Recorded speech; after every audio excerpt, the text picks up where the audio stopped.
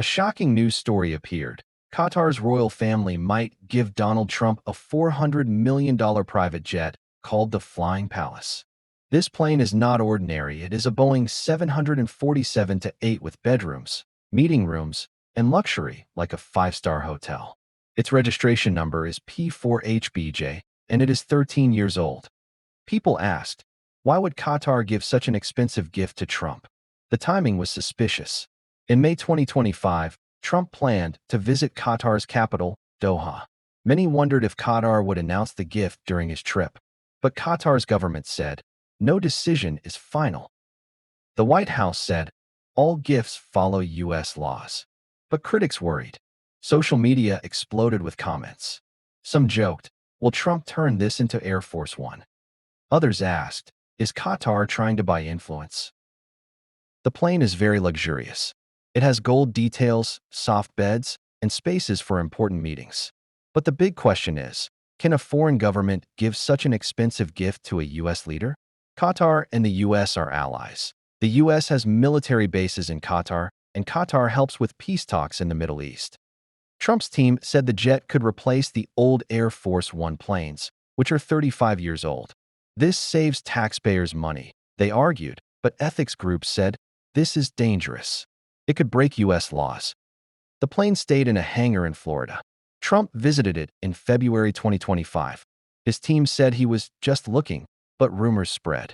Now, everyone waits. Will this jet become a symbol of friendship or a scandal? The news caused a huge fight. Trump's lawyers said, this is legal. The U.S. Air Force will use the plane first. Later, it will go to Trump's library. They explained, no laws are broken because the gift is for the government, not Trump personally. But Democrats disagreed. Senator Chuck Schumer said, this is like a bribe. He talked about the Emoluments clause in the U.S. Constitution, which stops presidents from taking expensive gifts from foreign countries. Legal experts argued, this is a trick to avoid the law. Qatar's government seemed nervous. Their spokesperson in Washington said, reports about the gift are not true. We are still talking, but nothing is decided. However, U.S. sources said talks were serious. Ethics groups like CREW, Citizens for Responsibility and Ethics, said, this is wrong. No president has ever taken a gift this big. They warned, if this happens, other countries will try to buy influence, too. Republicans were divided. Some supported Trump. This saves money. Others quietly worried. This looks bad. Trump posted on social media, Democrats hate saving money for our military. His fans cheered, but critics called it corruption. The Justice Department wrote a report. It said Congress must approve the gift, but Democrats control Congress. This will never pass, said a Harvard lawyer. Meanwhile, people in Qatar criticized their own government.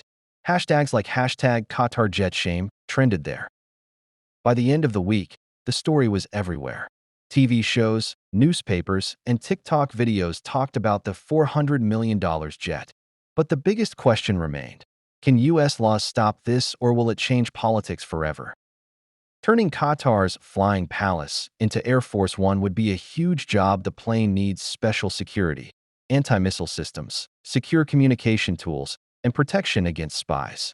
A company called L3 Harris would do this work, but experts said, this will take 2 years and cost millions. The problem? The plane was built in another country. We can't trust it, said Pentagon officials. They worried about hidden microphones or tracking devices. Engineers would have to check every part of the plane. This is a security nightmare, one said. The current Air Force One planes are old.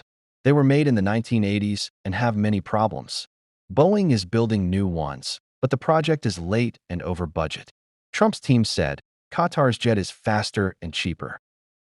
But critics said, this is risky. The plane is bigger and slower than the new Air Force One models. It's an easy target for enemies, warned a retired general. Others asked, who pays for the upgrades? The Pentagon estimated $200 million, but Trump's team said, Qatar might help. Qatar's rivals, like Saudi Arabia, were angry.